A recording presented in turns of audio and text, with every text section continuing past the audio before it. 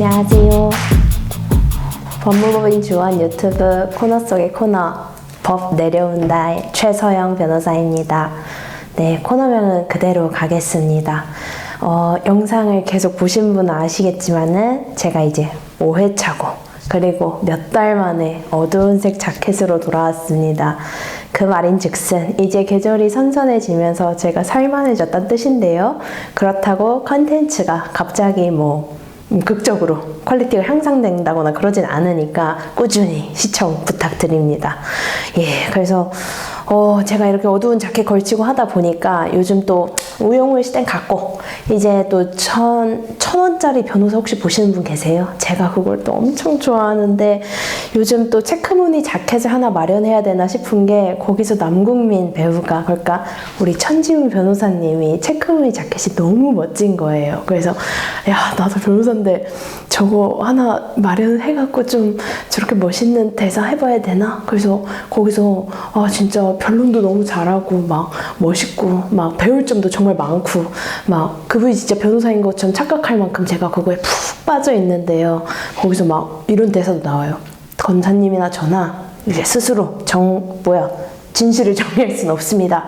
하지만 그 진실에 가까이 다가가려고 노력할 뿐이지 이번엔 제가 좀 더 가까이 다가갔다고 와, 너무 멋있는 거예요. 그래서 제가 TV 앞에 완전 거의 빨려 들어갈 때 보면서 나도 형사재판 최후 변론할 때 진짜 저런 말 꼭 해야겠다 생각하면서 네, 그래서 요즘 제가 그거 보는 낙에 살고요. 근데 다만 이게 좀 단점이 있는 게 법정 드라마다 보니까 제가 좀 업무적으로 약간 스트레스 받는 게 있어요. 저분이 너무 변론 잘하시면은 나였다면 저거 생각 못했을 것 같은데 하면서 약간 의기소침해지는 거 있는데 어쨌든 여러분 SBS 밤 10시 금토 드라마 1,000원짜리 변호사 많이 시청해 주시고요. 이게 무슨 주책이야? 예, 저는 이제 제 영상 그대로 다시 돌아가도록 하겠습니다. 네, 그래서 오늘의 주제는 성년 후견인데요. 이 성년 후견에 대해서 예전처럼 그동안 해왔던 것처럼 간단히 설명드리도록 하겠습니다. 이 성년 후견이라는 이름이 이제 이쪽 사이에서는 이제 보편화된 용어지만은 이제 일반적으로 다들 많이 알고 계신 용어는 금치산자예요.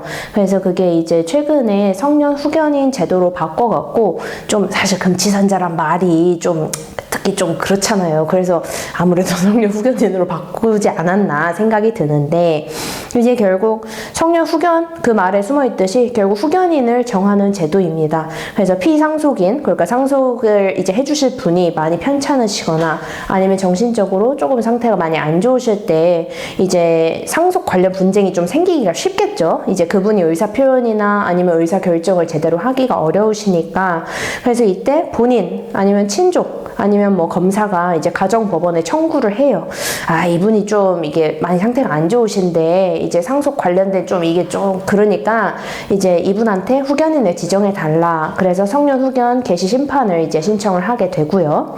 그러면 이제 가정법원에서 이 아무래도 몸이나 마음의 상태가 안 좋으신 상태다 보니까 의사의 감정을 받아서 당사자의 정신 상태가 어떤지 이렇게 면밀히 좀 확인을 합니다. 이제 필요한 경우에 이제 직접 불러다 신문을 하는 경우도 있고요.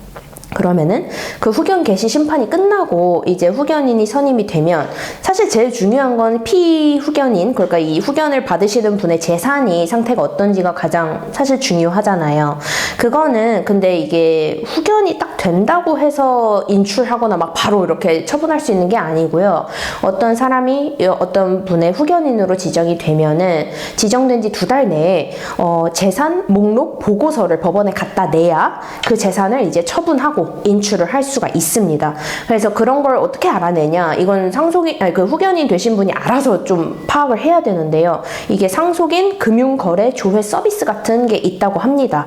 그래서 이제 그거를 하게 되면은 이제 피후견인의 재산 관리, 법률 행위 대리, 동의권 같은 걸 이제 대신 행사를 할 수가 있고요.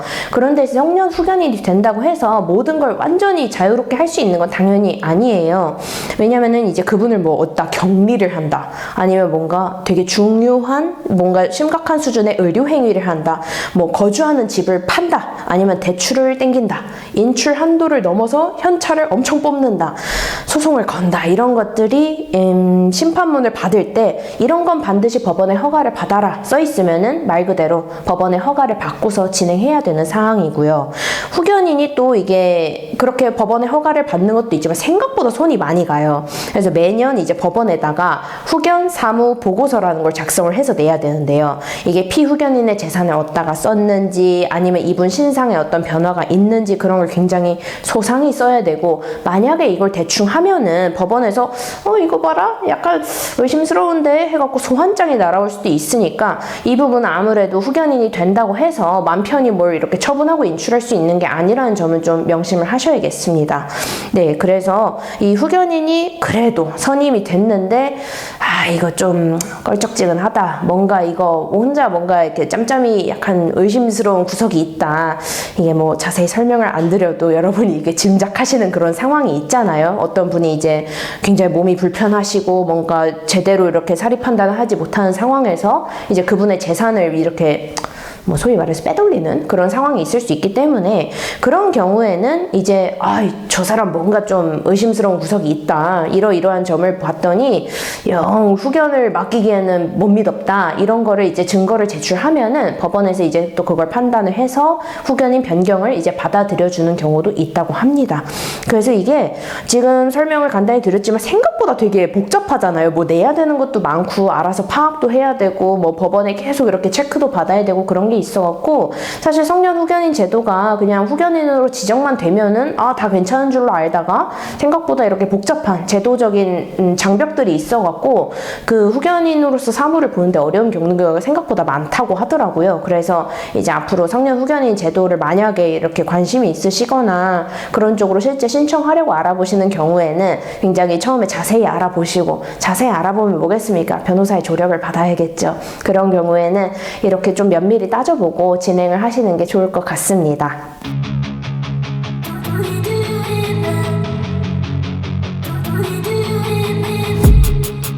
네, 그래서 날이 많이 차가워졌습니다. 저도 오늘 영상을 최대한 아까 주책 떨었지만은 굉장히 차분하게 진행하려고 노력을 했고요.